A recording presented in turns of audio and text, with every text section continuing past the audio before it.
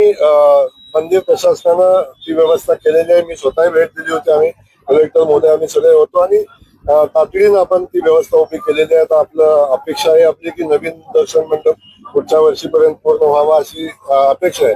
पण जेव्हा नवीन काय उभं करतो तेव्हा थोडासा त्रास होतो. तसाच त्रास यावर्षी होतोय. पण मंदिर प्रशासनाचं एक कौतुक आहे की त्यांनी तातडीनं नवीन मंडप तयार केले.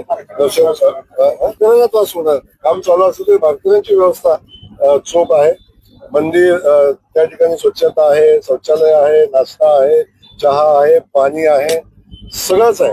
त्यामुळं रांगेत उभ्या राहिलेल्या प्रत्येक वारकऱ्याची सुद्धा सेवा मनोभावे आम्ही करणार आहे.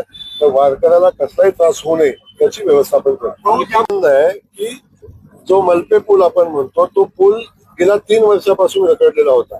तो रखडलेला पूल याही वर्षी रखडलेला होता. जेव्हा आम्ही पाहणी केली तेव्हा लक्षात आलं की स्वतः जे काम करतात ते कॉन्ट्रॅक्टर तो काम पूर्ण करू शकत नाहीत. तेव्हा आम्ही माझा एक सहकारी मित्र कॉन्ट्रॅक्टर होता, त्याला मी विनंती केली. तोही बिचारा तातडीने आला आणि या मूळ कॉन्ट्रॅक्टर दोघांनी मिळून खूप चांगलं काम केलेलं आहे. खास करून जो कॉन्ट्रॅक्टर आपण इथं बोलवला त्याचं मनापासून आभार आहे. त्यांनी निशुल्क काम केलं. मला वाटतं खूप मोठा खर्च त्यासाठी झालेला आहे. मी सांगेन किती झाला पुन्हा, पण खूप मोठा खर्च झाला. त्यांनी सांगितलं की मी विठुरायाची सेवा करतो, मी मोफत करेन. मोफत त्यांनी काम करून दिलेलं आहे. त्यामुळं तो पूल पण आता वाहतुकीसाठी तयार झालेला आहे. त्यामुळे पंढरी अख्खी तयार झालेली आहे. कुठलाही मार्ग खचलेला नाही. साईडला टाकलेला मुरुम खचलेला, मुरुम पावसानं वाहिलेला आहे.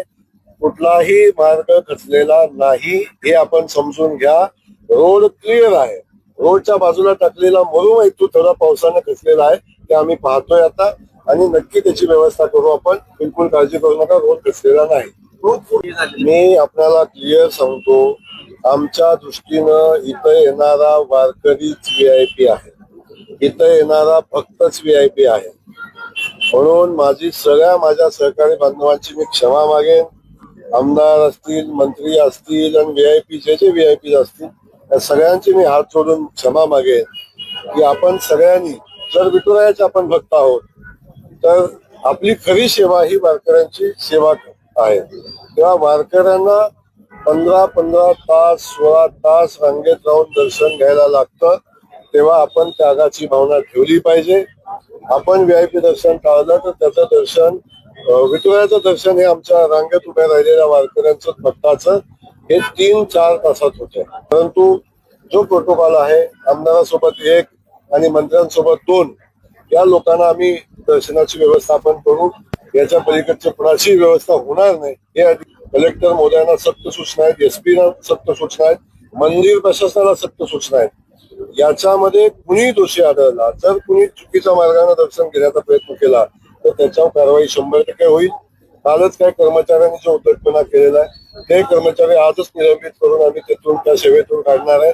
अगदी मंदिर समितीतलंही जर कोण ह्याच्यात असेल तर त्याच्यावरही कारवाई होईल.